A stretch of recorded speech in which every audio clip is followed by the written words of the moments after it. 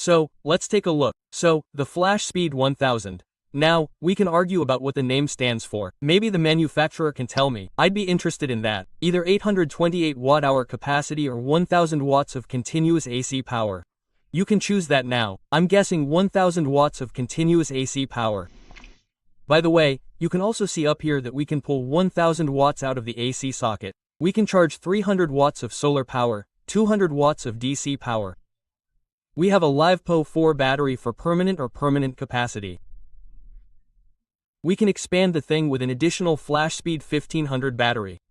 So, we have many different options that we can use here. UPS is also on board. In German, UPS independent power supply. We have the option of using 3 AC sockets, which can output a total of 1000 watts. We have USB-C ports and so on and so forth, so really quite a lot. And if you are still interested in the performance data, I think you are in the right place on this page. Everything is described in detail there. From my point of view, overall, this thing can definitely do a lot. It has a lot of connections, of course a bit less capacity than the larger devices. Yes, and with 1000 watts for me personally, but more than sufficient continuous power on the AC sockets. Sure, you can't use it to operate an air fryer or anything like that, but it's more than sufficient for 80% to 85% of applications. So, let's take a quick look at the scope of delivery. We've got an instruction manual included. You don't really need it. From my perspective, it's all self-explanatory. Then we've got a few more. Here's the manual again. Then we've got a few stickers included. If you want to use this for your van or camper or something similar, you can mark it with a sticker to indicate that you also have a Vtoman power station on board. There you have it. I think these things look really cool. I particularly like orange, as you may know, so in that respect, it's perfect for me. We also have charging cables included, namely AC. We have one for the cigarette lighter USB-A to USB-C and USB-C to USB-C. So you can basically get started right away with the scope of delivery and have no problems at all charging anything or anything like that. You can just start using it straight out of the packaging. Now, let's take a closer look at the thing. First, the look and feel. Personally, I really like the look of it. As you know, I like these exposed screws here. I also like how the handles are recessed on the sides, so that you can still carry the device without any problems. It makes perfect sense to have a cable box up here. Then you can simply put the cables in there. By the way, they all fit in there nicely. Everything feels good, no sharp edges or anything like that. Very, very well made. In my opinion, there's nothing to complain about. Otherwise we have the ventilation here on the side, so to speak, once on the right and once on the left, where the air is circulated. Now you can see both elements again here. I actually quite like the orange. I think it's really nice that it's integrated well into this gray-orange. I think it's a cool combination. Of course, in the end it's a matter of taste, right? Here on the back we have the LED, which you can set to different states, so that you either have a constant light or a flickering light, whichever you need. Otherwise, if we go back to the front, we can see all the connections. I think you've already seen a little bit of them. Here on the right side, we have the option of connecting the optional set for the car starter. We can connect the extension battery here to then fire up an additional 1500 watt-hours, which is possible. 3 AC sockets, 1000 watts continuous power, 2000 watts peak power. The display could be a bit brighter. It's not so easy to read in the sun. The USB ports have 100 watts, the USB-A ports have a maximum of 18 watts. Otherwise, we have a cigarette lighter socket here at the bottom and 2 more DC ports at the bottom. And in the upper area, we have the option of charging, both via AC and DC as well as via solar panel. So all of this can be easily achieved with the Vtoman FlashSpeed 1000. So, let's take a look at the charging power, which is specified as 700 watts.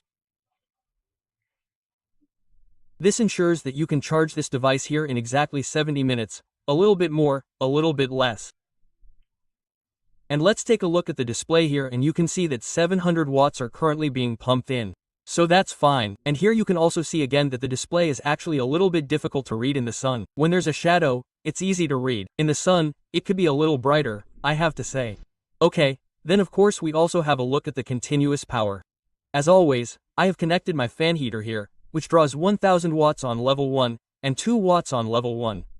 Now, it has a bit more startup power, so it needs a bit more than 1000 watts to start with. First, just the normal fan, which has around 26, 25, 26 watts. Then level 1, and you can already see that it will now shoot up to over 1000 watts. That means the startup power until the fan is running smoothly is a bit higher than 1000 watts. Here you can see it, we go just over 1000 watts and then it levels off around 1000 watts. And if we now go to 2000 watts, then it draws just over 2000 watts at first, pretty much exactly around 2200 watts. And you'll see right away that this is where it ends. The 1000 watts are no problem at all as a continuous output.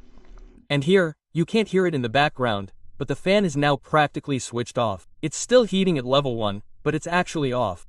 It didn't do the 2200 watts yet, but 2000 watts in a short peak output work without any problems. So, same setup. Now let's take a look at the US, i.e. the uninterruptible power supply. Please pay attention to the display of the white meter, because it shouldn't go out now.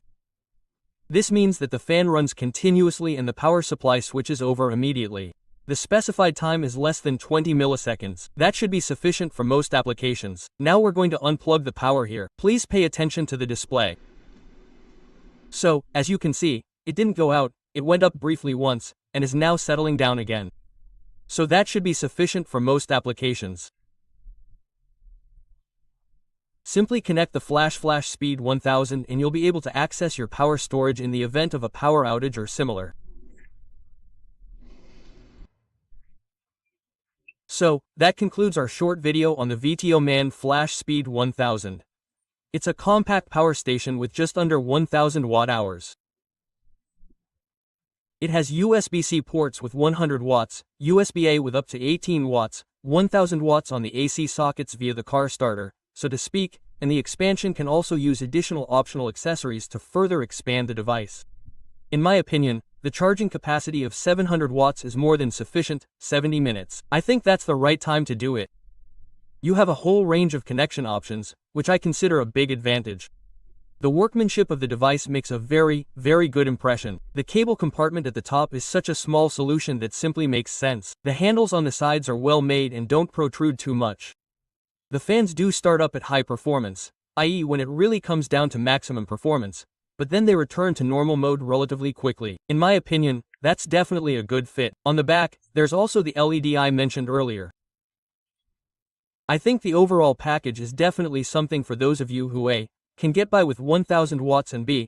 can get by with just under 1000 watt-hours of capacity, who also like or want to use a few clever features like this cable compartment and who don't really care that the display isn't that easy to read in the sun. It didn't bother me at all. It wasn't ideal for filming, but I think that won't matter to most of you, because otherwise the display is easy to read. All in all, I think it's a completely fair package. The price point is also completely fair for what you get here. Thank you for watching.